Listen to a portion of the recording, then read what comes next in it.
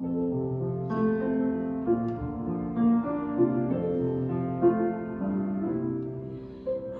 see trees of green, red roses too. I watch them bloom for me and you, and I think to myself, what a wonderful world.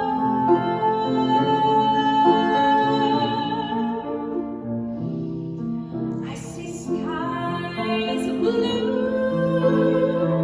and clouds of white, bright blessed day, the dark sacred night, and I think to myself, what a wonderful world.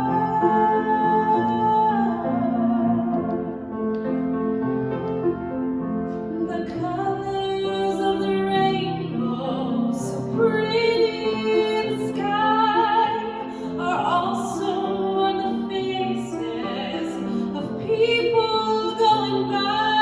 I see friends shaking hands, saying, how do you do?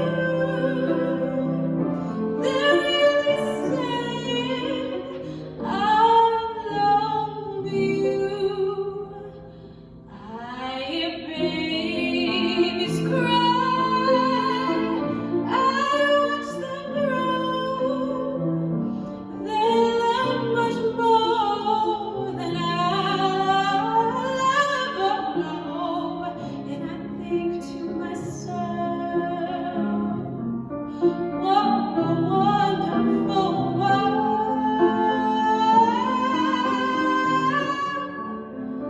Oh yes, I think to myself, what a wonderful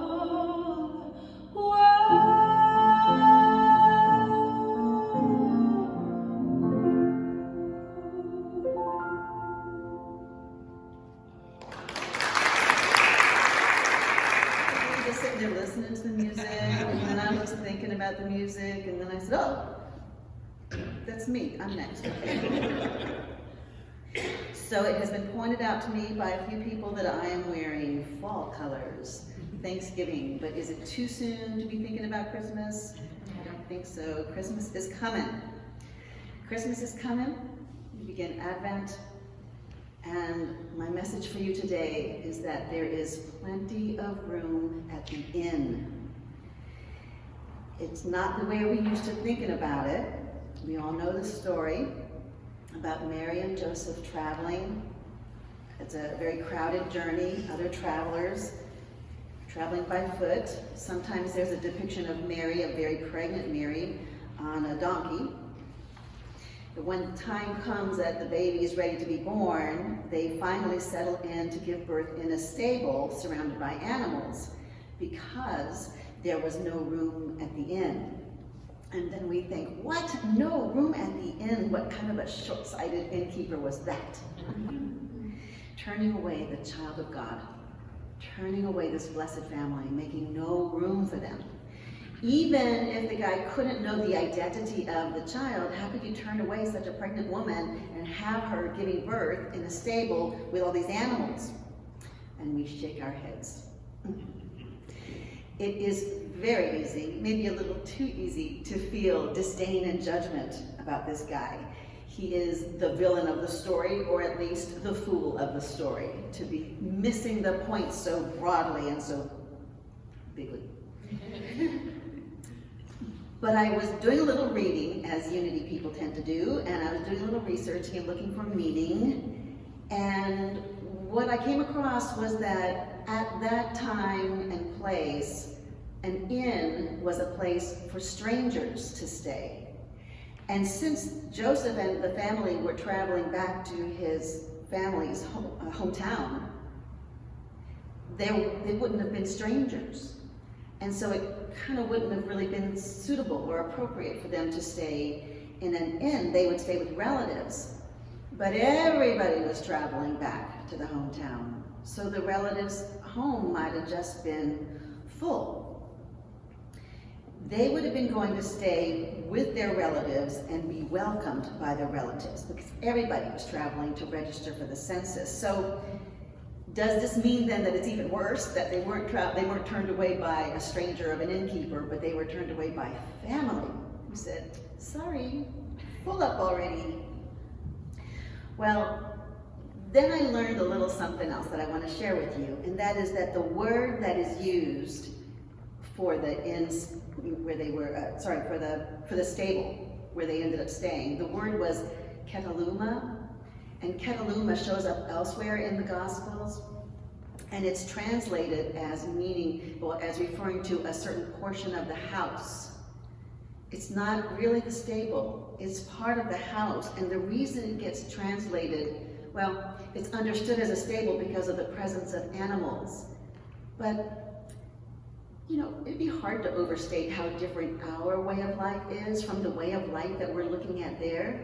So, in those days, in that place, animals were actually kept inside for a couple of reasons, maybe more, but at least for safety, so they wouldn't be stolen during the night. They were kept inside at night, not all the time, not around the clock, but at night.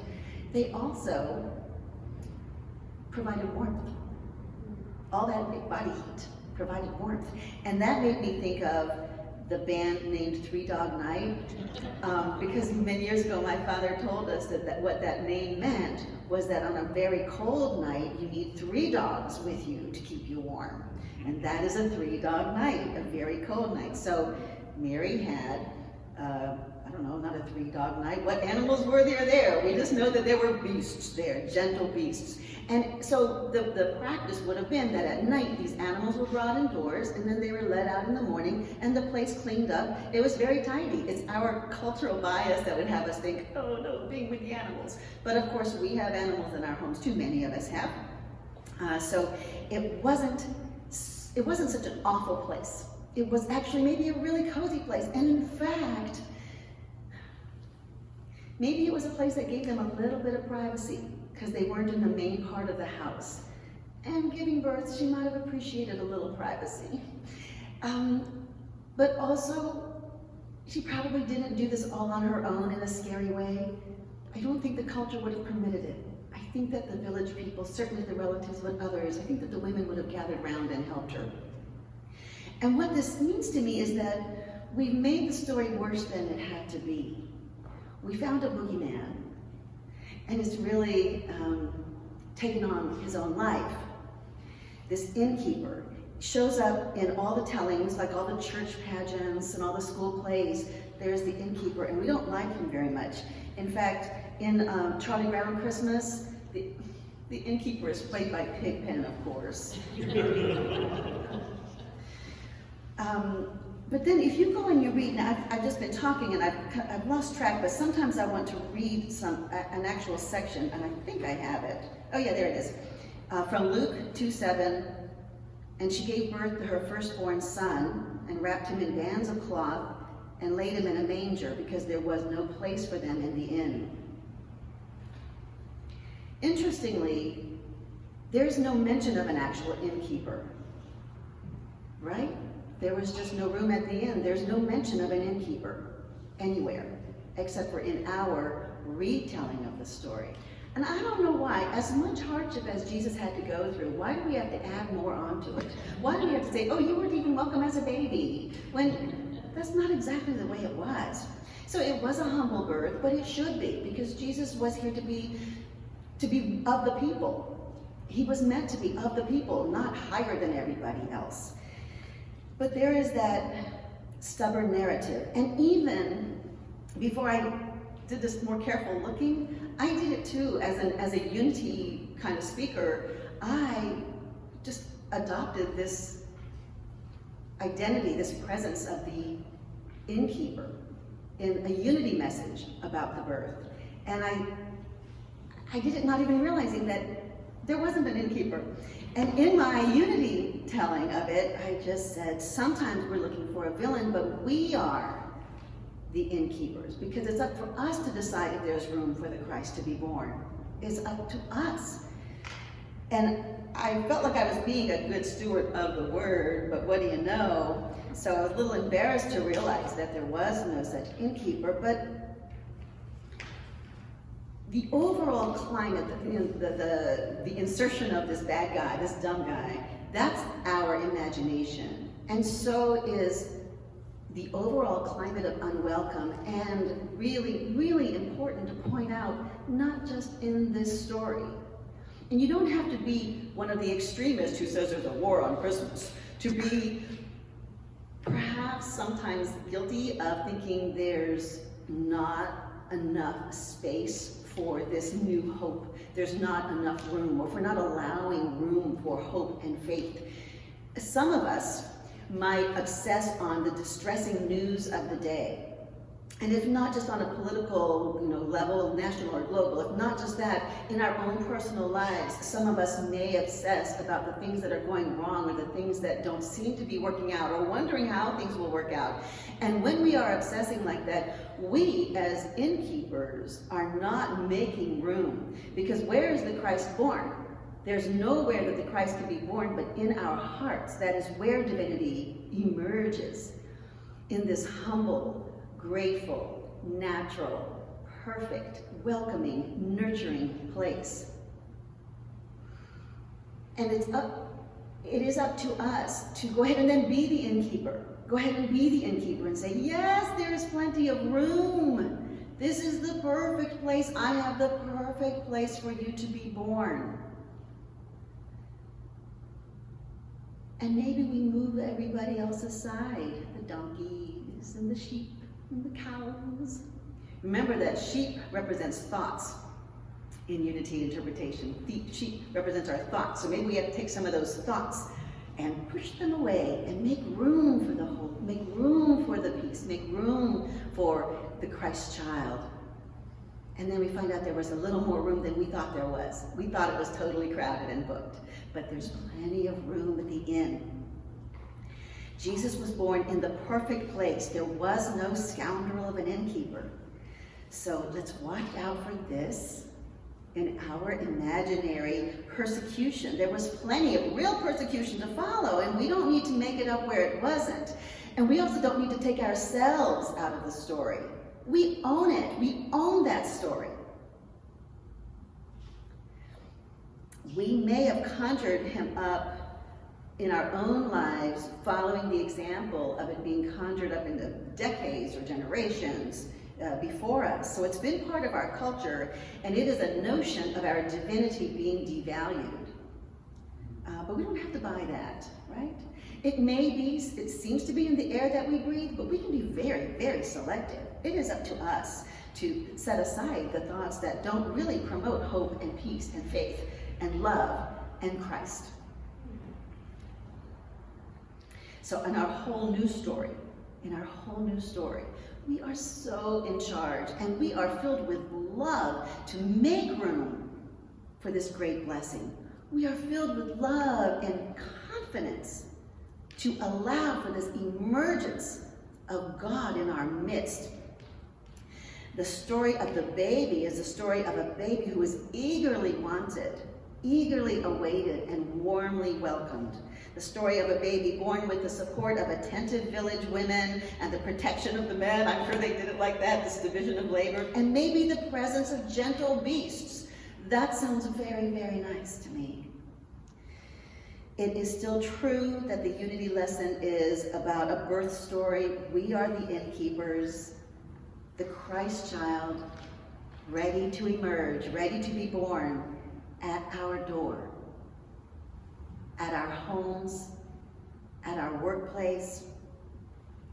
This is the story of the divine presence born into each one of us. For us to allow. We don't even have to go after it. It shows up. For us to allow. It awaits no permission, except for the awareness and the allowance. We don't have to struggle for this. And it is a presence to be celebrated. And we know it. We are here at the Advent season, a season that renews and revitalizes our faith. and it often includes the telling of the story.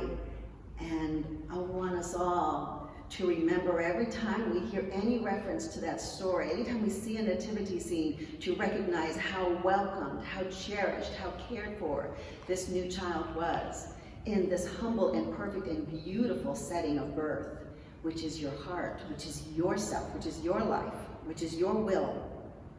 This is a season that anticipates the glory of all creation, of which we are a part, and of which we are the beneficiaries. It's the telling of our own spiritual unfolding, individual and collective, when year after year we return to this recurring, redeeming, rejuvenating appearance of the blessed child, the Christ within. And what does it represent then?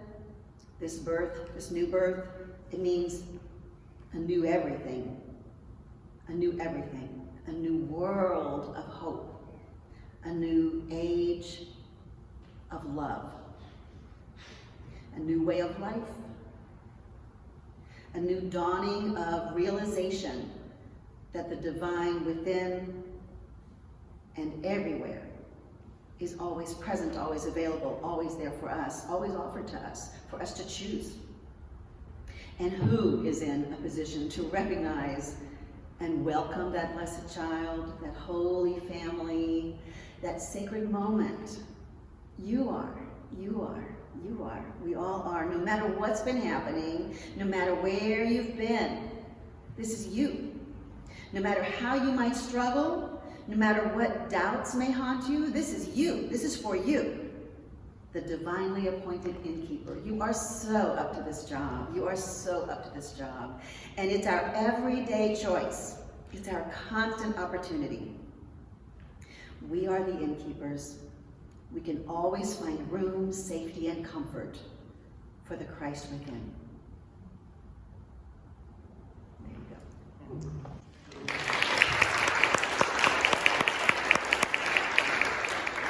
Let's now sing our meditation song.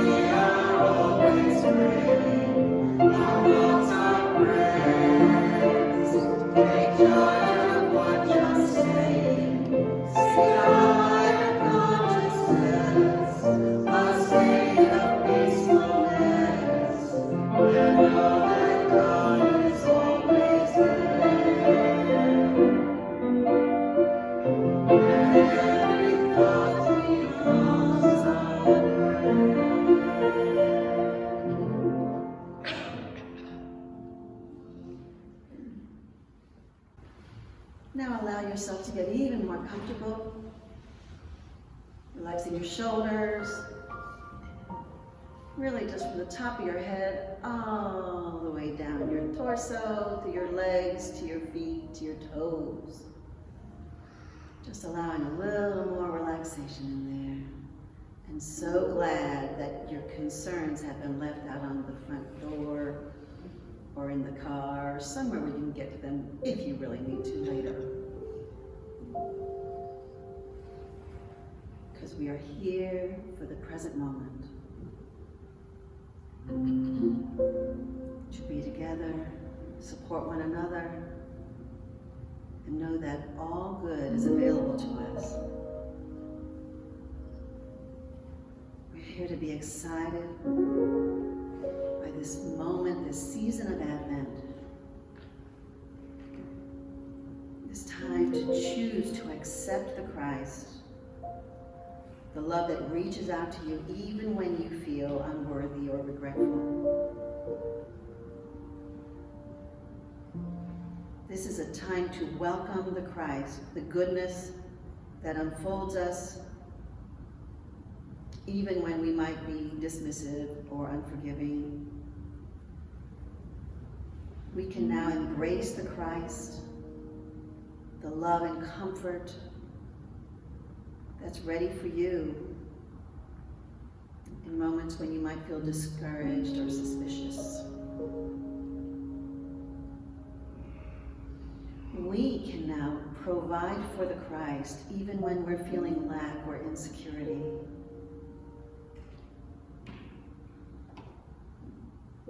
This is a time to love the Christ, even if you feel alone, or especially if you feel alone.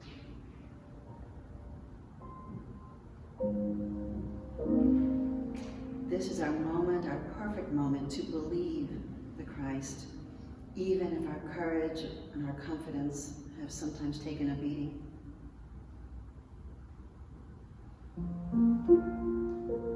This is a moment to inspire the Christ, knowing that Jesus is willing to be inspired by the love you have to offer, by your unique gifts,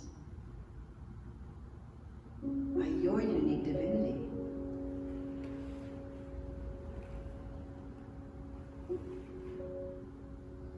You inspire that divine presence in you to glow and to grow.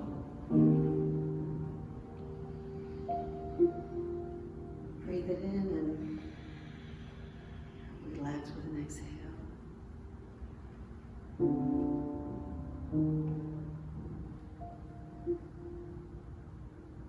And we'll take just a couple minutes of silence to be present with that Christ, that divinity within.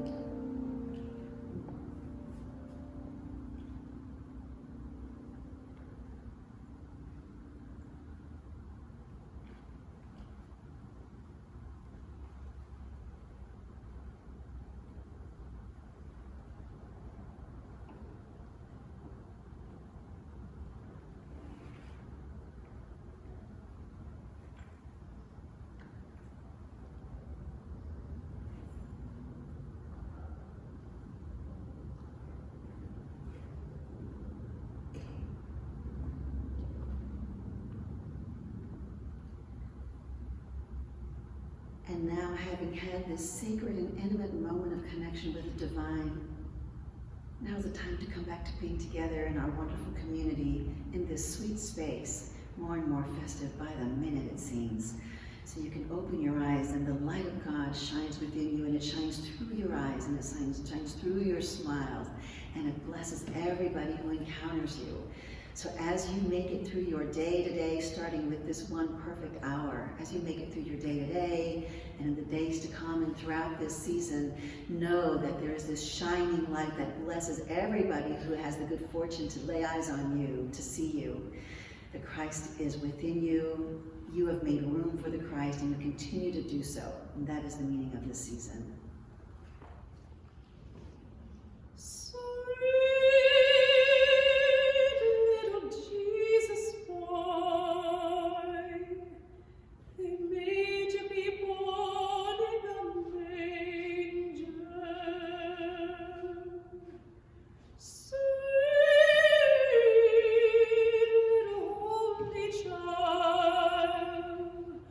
We didn't know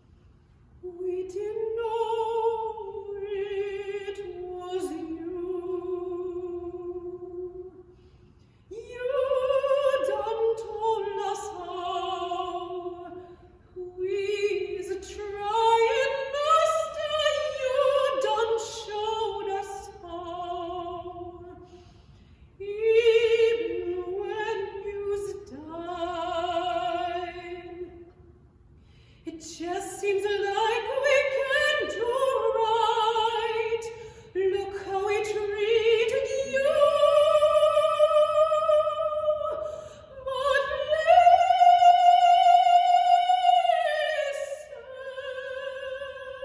listen, forgive us, Lord.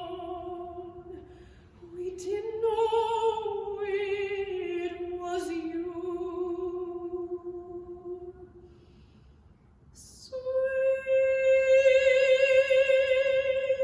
little Jesus boy, they made you be born in a manger. Sweet little holy child, we didn't